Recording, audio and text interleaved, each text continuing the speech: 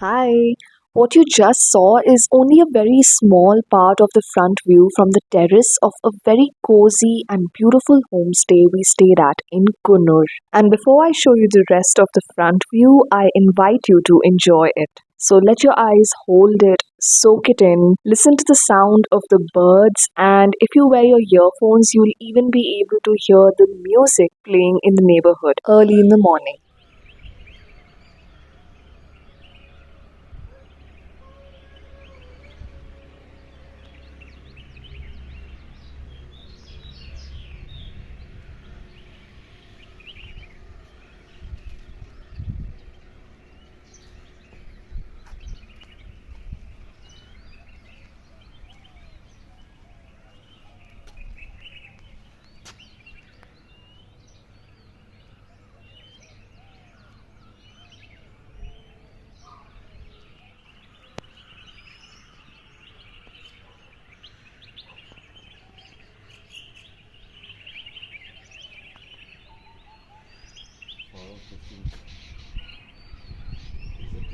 Before coming to this hill station, Glenn checked the temperature and the app said it's going to be above 15 degrees Celsius. But after we got here, it went even below 10 degrees Celsius and we were not prepared for that.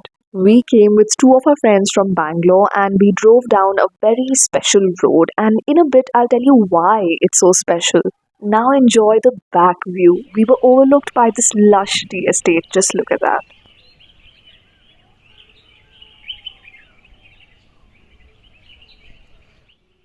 This whole area was amazing for morning walks and it had a very grounding and calming energy.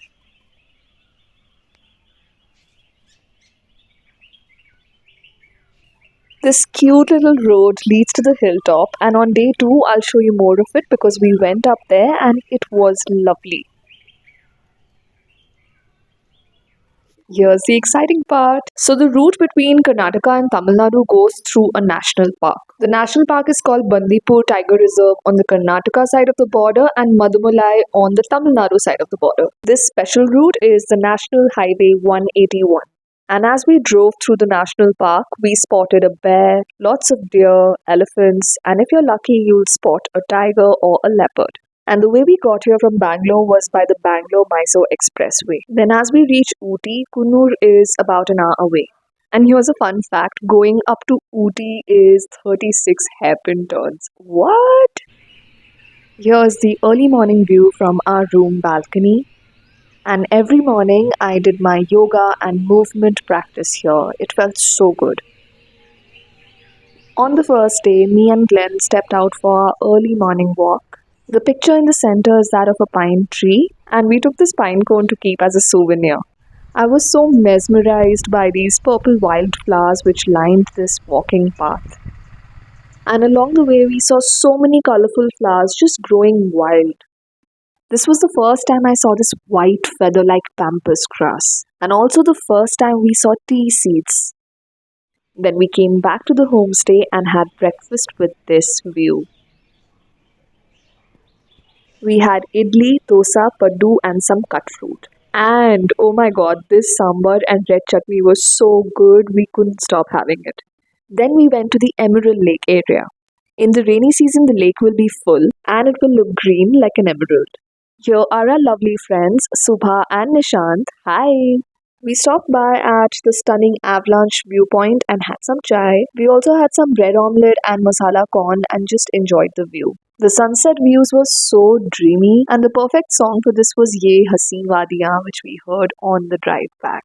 Back in the homestay, the garden looked just like a fairy tale at night. This is the hall room of the homestay. It's called Sunset Villa. Okay, wait, let me take you inside. It always felt cozy at any time of the day, and it also smelled nice. Yes, they had incense sticks with a very warm, pleasant, and inviting energy, but they also used to cook really good food, so we always had this yummy smell coming in, and that just added magic to the mix.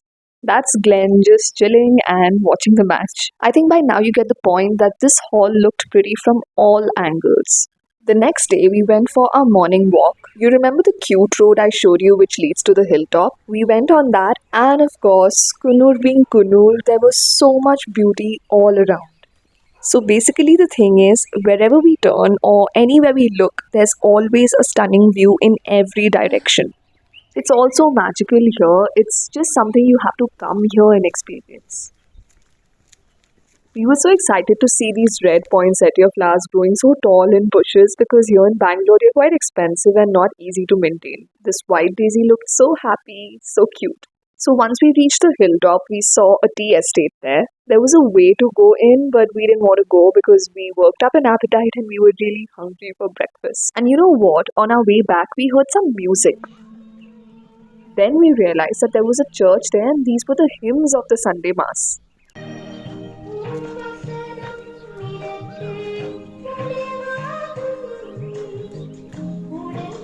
Then we had our breakfast, and this new flower arrangement was so beautifully done. Then we made it to the iconic toy train. This Nilgiri's Mountain Railways is a UNESCO World Heritage Site and is more than 125 years old. This was the other toy train coming in from the other direction, and then we saw the trackman physically switching the tracks. We had so much appreciation for what they do and how they do it because it is a safety critical job, and if it's done incorrectly, it could lead to accidents. All this will be lush green and misty in the rainy season and early winter. We'll surely come again then.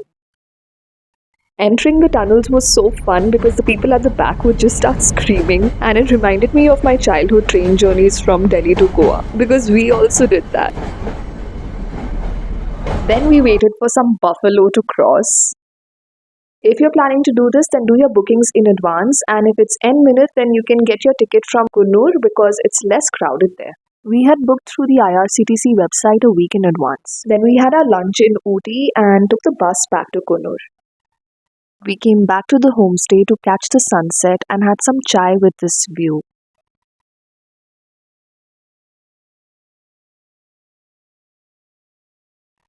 Later at night, we had a candlelight dinner. We were looking at the town lights in front, and the sky was really clear, which was great for stargazing. This was a home cooked meal. Glenn had Chettinad chicken, and he did his dance, which he does only when the food is really yum. I had a little bit of it and loved it, but mostly I had curd and fruit because I ate something outside which didn't suit my tummy, so I was just being careful. I already have a very sensitive digestive system, so while traveling, I need to take extra care. I love these paintings they've added on the walls. There's just so much inspiration everywhere. Also, our host played country music, so if you like that, you'll really enjoy it here. We had a good night's sleep, and the next day we skipped our walk. For breakfast, there was idiyappam and stew this time, which I love. It was as if they read my mind. Then I enjoyed some non performative movement practice in the balcony.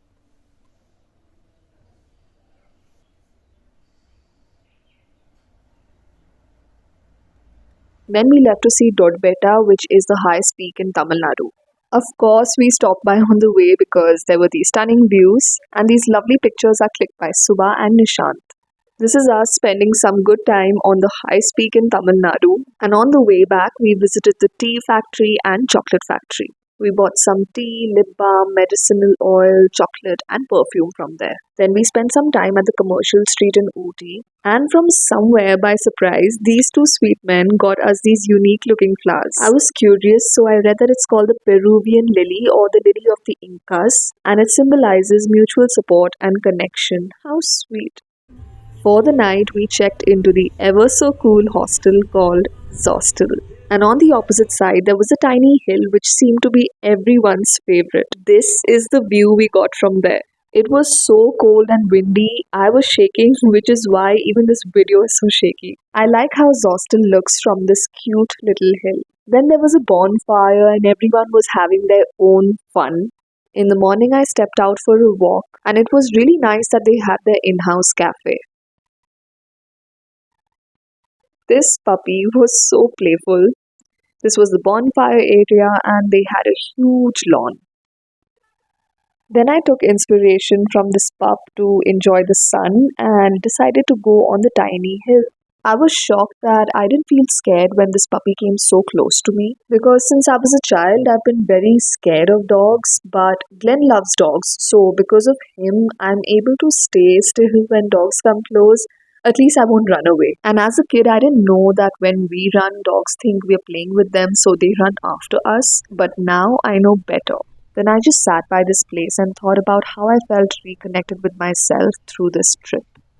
Then we checked out and left for Bangalore, and on the way back, we saw this majestic eucalyptus forest. Initially, I felt reluctant to get out of the car because I remember seeing it last October, but when I did, I felt enchanted because it's just surreal.